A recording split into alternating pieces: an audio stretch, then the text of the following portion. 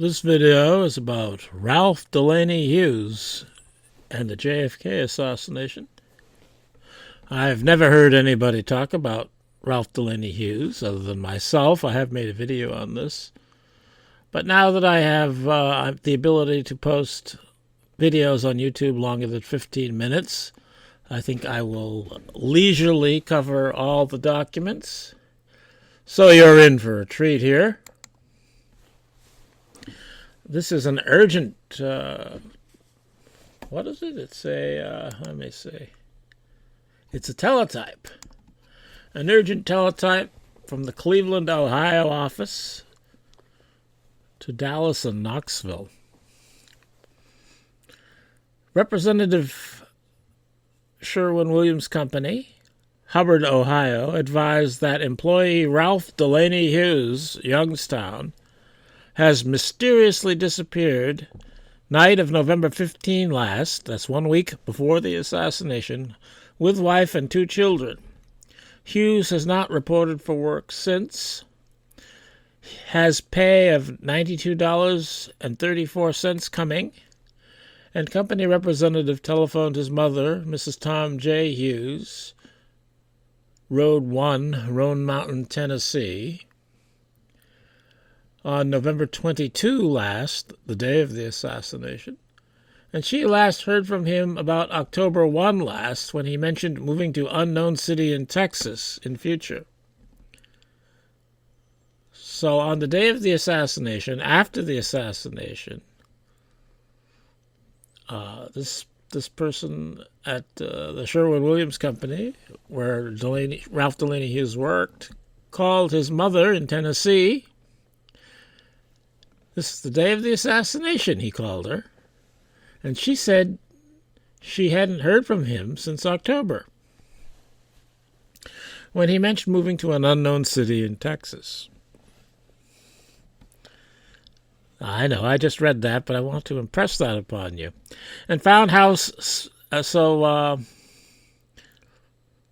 checked home, that is the home in Ohio, and found house spotless with personal belongings behind, and fact that Hughes apparently took no auto with him when departing November 15th last. When police checked house, he found an encyclopedia with pamphlet protruding entitled, quote, History and Life of John F. Kennedy, end quote. So he disappears a week before the assassination. The police go and check out his house, and apparently they find prominently, or marked out in a book, or protruding from a book, something about John F. Kennedy. So he disappears a week before the assassination, and he's very interested in John F. Kennedy a week before the assassination. Hughes is described as a white male, born February 12, 1934, 5 foot 9 inches, 190 pounds, dark brown curly hair, brown eyes, dark complexion, wife Mary Sue Hughes, born May 23, 34, son Rocky, born July 4, 57, and another son born April 1, 59. Knoxville, immediately contact Mrs. Tom J. Hughes, mother of Hughes, in an effort to determine his current whereabouts and develop info as to where in Texas he was planning on moving. And of course, they're wondering whether he had anything to do with murdering the president in Dallas, Texas. Of course, they're wondering that. That's why the FBI is so interested, or why these particular agents in Ohio, who probably are not part of any assassination conspiracy because they're in Ohio, why would they know anything? Probably they're very concerned that this person, Ralph Delaney Hughes, might have been involved with the assassination because of the strange circumstances and timing of his disappearance. This is another FBI document, a compilation sort of document, not a particular report, kind of a summary of events that I'm going to read. On November 25, 1963, Mr. Carl Hagen, 335 Prescott Street, Hubbard, Ohio, advised Special Agent Stanley E. Peterson that he is employed as a purchasing agent for the Sherwin-Williams Company, Hubbard, Ohio.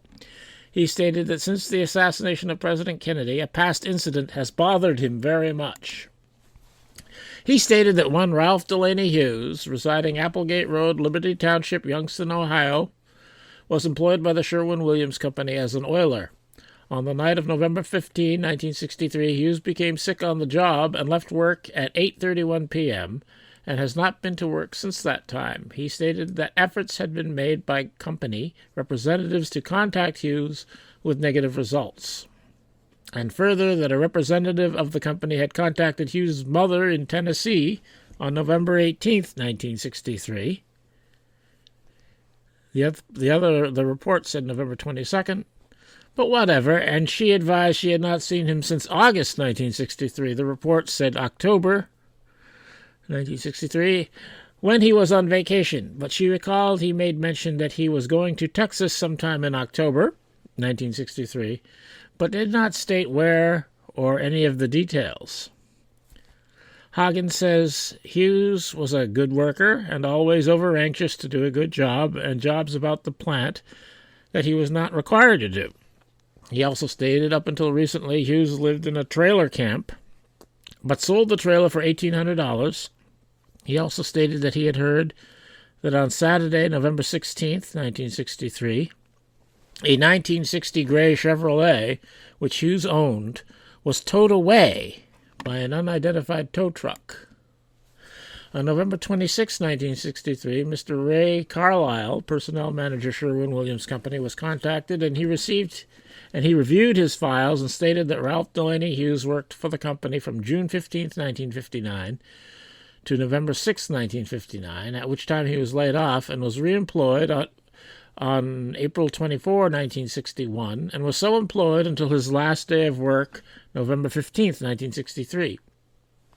He stated Hughes was a good employee, and the company had no trouble with him in the past as an absentee. He advised Hughes worked the 3:30 p.m. to 12 midnight shift on November 15, 1963. However, at about 7:30 p.m., the other document said 8:30, he complained he was not feeling well and did not look well, and left for home at about 8:31 p.m. Well, that's what the other document said, stating he thought he was coming down with the flu. Carlisle stated Hughes did not report for work on November 18, 1963, the following Monday, and he called his home and got no answer. He again did not report on November 19, 1963, and again he called his home and got no answer. He stated that on the afternoon of November 19, 1963, he stopped at Hughes's home at 3943 Applegate Road, Youngstown, and knocked at both doors and got no response, and saw a couple of window shades pulled. He stated he also left a calling card at each door. Carlisle stated he noticed possibly a 1956 Mercury in the yard, but he is not certain as to whether or not this may belong to Hughes. From there, Carlisle went to the Liberty Township School and ascertained that Hughes's son, Rocky, was not in school on November 18th or 19th, 1963. Carlisle stated that on November 20, 1963, an employee from the plant stopped at Hughes's home and checked with the man living upstairs of the home, and he ascertained that this man last saw Hughes on Friday night, November 15, 1963, and later, date unknown, someone took Hughes's Chevrolet station wagon away. So this is interesting. Hughes just ups and leaves on the day that he felt sick at work, and doesn't even take his car with him. Somebody else comes later to get his car. On November 20, 1963, Frederick Harrison, a fellow employee of Hughes at the Sherwin-Williams Company, called Hughes' mother in Roan Mountain, Tennessee, and she told him that as far as she knew, Hughes was in Youngstown. So she's saying she doesn't know anything on November 20th. Township and inquired to Hughes. He also went to Schulte's Junkyard, Applegate Road, Liberty Township, and inquired as to Hughes, and determined that Hughes' pickup truck was being repaired at Jimmy DeVito's, Myron Street, Hubbard, Ohio. Carlisle stated he contacted the Liberty Township Police Department on November 20, 1963, and received no report on him. On November 22, 1963, he recontacted the Liberty Township Police Department and learned that an officer had talked with the upstairs tenant of the Hughes home, and he stated he presumed Hughes and family had gone to Tennessee. He also talked with one Block, first name unknown, principal, Liberty Township School, on November 22, 1963, and ascertained that Hughes' son had not returned to school, and in view of this he was being reported as a truant. Also on November 22, 1963, Carlisle said he called Mrs. Tom J. Hughes, mother of Ralph Delaney Hughes, Roan Mountain, Tennessee, and she stated she was last in touch with Hughes about October 1, 1963, and he mentioned that he may be moving to unknown city in Texas in the future. She asked if the company had a paycheck for Hughes, and if they would send same to her.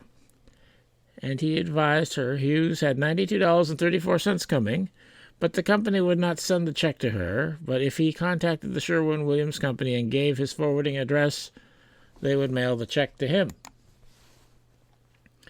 And then we get information about Ralph Delaney Hughes, and you can read it there if you like. And he has been in the Navy, honorably discharged as an aviation mechanic. On November 26, 1963, Captain James Pauley, Liberty Township Police Department, advised he conducted an investigation as to the whereabouts of Ralph Delaney Hughes following an inquiry from the Sherwin-Williams Company. Pauley stated he ascertained Hughes called his wife from work on November 15, 1963, and advised he would be home between 7:30 and 8 p.m. A neighbor upstairs heard the Hughes family leave the home during the night of November 15, 1963. Hughes' Chevrolet station wagon was towed away by an unknown red and white tow truck sometime after November 15, 1963. Hughes' parents and his wife's parents reside somewhere in Tennessee. He talked with Mrs. Jerry Young, a personal friend, who advised she knew nothing of Hughes' whereabouts and stated he had beat up his wife on one occasion. Another friend, Louis Beck, advised he knew nothing of his whereabouts and stated Hughes appeared annoyed of late and not as friendly as usual. Captain Pauley said he checked the Hughes residence, and the house was spotless, and the beds were made.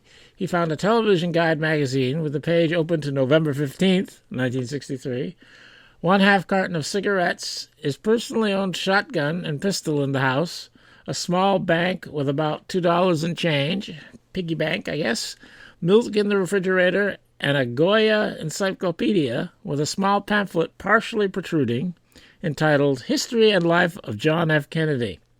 Captain Pauley stated he would continue his investigation as to the whereabouts of Hughes and keep the FBI advised. And here's another one of those compilation-type FBI documents. On November 27th, 1963, Ralph Delaney Hughes was interviewed by Special Agent Standard E. Widener at the home of Hughes' parents, Route 1, Roan Mountain, Tennessee. Hughes advised he had been driven from Ohio to his parents' home on November 16, 1963, by neighbors, who shall remain unnamed. And apparently the FBI doesn't care what their names are. On November 27, 1963, Mrs. Tom Hughes, Route 1, Roan Mountain, Tennessee, his mother, advised Special Agent Standard E. Widener that she is the mother of Ralph Delaney Hughes. Mrs. Hughes advised her son had been brought to her home on November 16, 1963. Now remember, she had been called by somebody at the company, the Sherwin-Williams Company, after that date, and she denied, well, she wasn't specifically asked if he was there, but she denied having seen her son since October, or having talked to her son since October. So the mother is lying either to the FBI here, or she lied to the FBI, or to not to the FBI, but to the Sherwin-Williams Company representative who called before that. Mrs. Hughes advised her son had been brought to her home on November 16th, 1963, and has remained there since. Mrs. Hughes stated her son has had periodic mental disturbances since the age of 12, which have necessitated prolonged treatment. And then the next word I have on Ralph Delaney Hughes is his death in 1984, apparently at the age of 64. And there he lies. Oh, no, he died in 1998. Why did I say 1984? Because I can't see very well. That's why. Anyway, he died at the age of 64. And here I have constructed this timeline from the information I just read. In October of 1963, Ralph Hughes tells his mother that he might be moving to Texas. Somewhere in Texas. On November 15th, Ralph Hughes becomes ill at work 1 week before the assassination, to the day, and mysteriously, with his family, leaves his home in Ohio on the same evening, leaving behind his car, truck, guns, and a pamphlet about John F. Kennedy, who will be murdered in exactly 1 week. November 18th or 22nd, employer calls Hughes' mother in Tennessee, who says she has not seen Ralph since August. But on November 27th, Ralph Hughes and his mother say he has been at his mother's home since November 16th. So the mother lied to the employer when the employer called, and she said she had not seen Ralph since August. The mother is lying for the son there. And he said that on the 27th, he had been driven to his mother's house by neighbors, unnamed neighbors. Mother claims son is a nutbag. Thanks, Mom. So this looks pretty suspicious. Ralph Hughes, someone who's very interested in John F. Kennedy, apparently, mysteriously disappears from work and his home in Ohio exactly 1 week before the assassination. But then after the assassination, he and his mother give the story that he immediately had gone to his mother's house, and not to Dallas, Texas, of course, and that he's a mental case. Okay.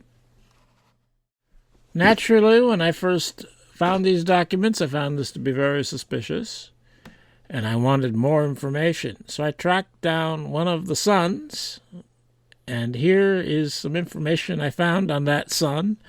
I have redacted this myself to remove the son's first name, because apparently the son does not want to talk about anything.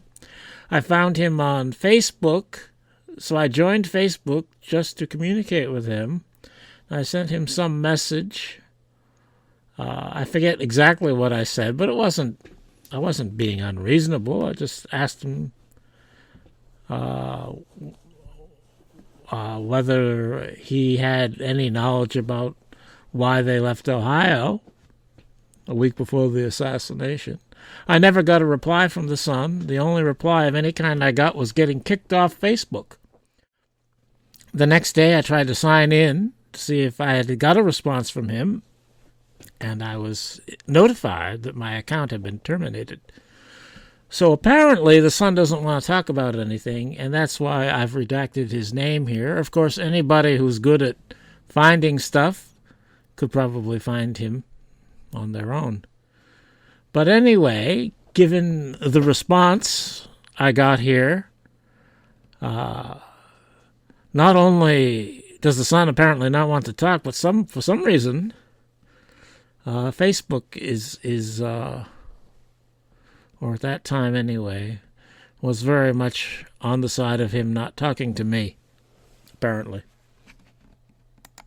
Now, this is possibly related, and even if it's not related, it's very interesting. These are two FBI reports dated on the same day, referring to interviews according to the reports, conducted one after the other on different days. That is, the one on the left is a December 2nd report of an interview conducted on December 1st in Shreveport, Louisiana, it says. And the one on the right is a December 2nd report conducted of an interview conducted on December 2nd in New Orleans, Louisiana.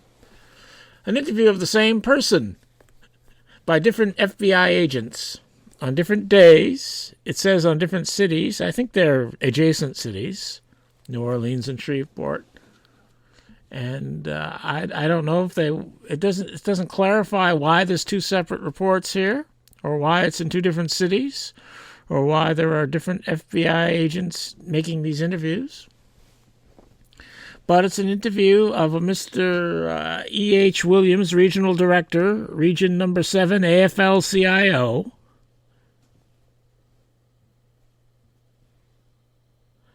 And it's basically the same information, except for one detail, or one detail that I noticed anyway. Maybe there are other differences. I forget now. But I find this difference to be interesting. And here I've highlighted, boxed in red, the paragraphs that I'll be referring to. And in the first report, it says he recalls Lee Harvey Oswald was in his office in New Orleans, Louisiana, about May 1963. He does not recall the exact date, and it may have been earlier than May 1963, when Oswald was in his office.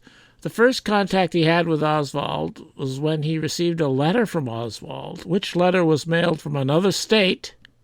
He does not recall from where the letter was mailed, but it may have been mailed in Ohio, or possibly on the east coast of the United States.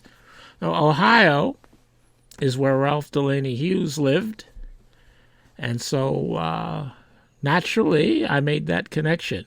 So I think it's possible, if his memory of Ohio is correct, that Oswald had been in Ohio, perhaps talking with Ralph Delaney Hughes. Of course, that's very thin evidence for that.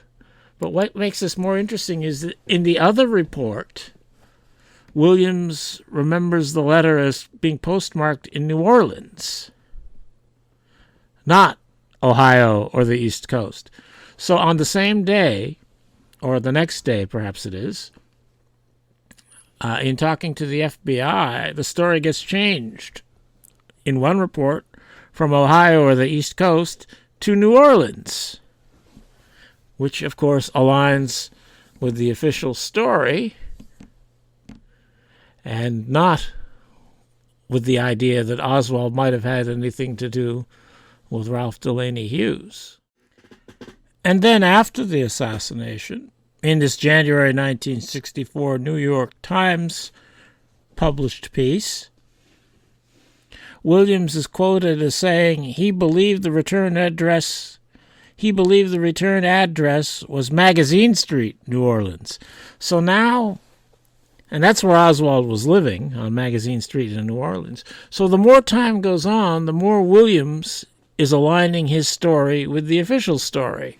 He started out thinking the letter had come from Ohio, and he ends up getting the specific street in New Orleans that the letter had been sent from. So I think this is a story being adjusted to make the official story seem accurate, and that it's a very suspicious adjustment. Now, if this story didn't have the JFK pamphlet being left behind and the mother lying about where her son was and Williams there with the AFL-CIO changing his story about where his letter came from, if none of that was part of the story, I would probably dismiss this as just another one of the kooky coincidences.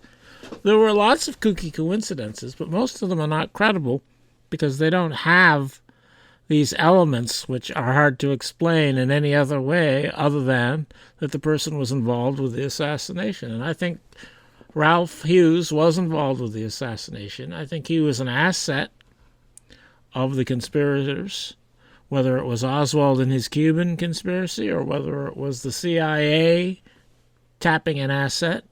But I think he was an asset that was called in 1 week before the assassination because they needed somebody to do something. I don't know what it was he did. In the past, I've been suspicious that he was the overpass shooter. And that's still possible, even though in my last video I presented the conclusion that Jack Lawrence was the overpass shooter. But it's possible, when you look at the overpass drain, it's possible that a person could not physically go through that drain to the main sewer under the streets. It may be that the rifle would have to have been passed through part of that drain there without a person going with the rifle, where it could have been dropped or maybe pulled on a string or something. And so it might be that the shooter on the overpass is not the person who brought the gun out of the sewer.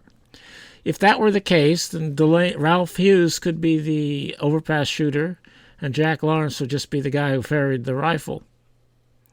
But I'm just speculating here. I'm sure many things were done that I don't know were done involving the assassination. And it might be that Ralph Hughes had some job that I'm not even aware was done. I don't know what he did, but I think he did something, and I think that's worth mentioning.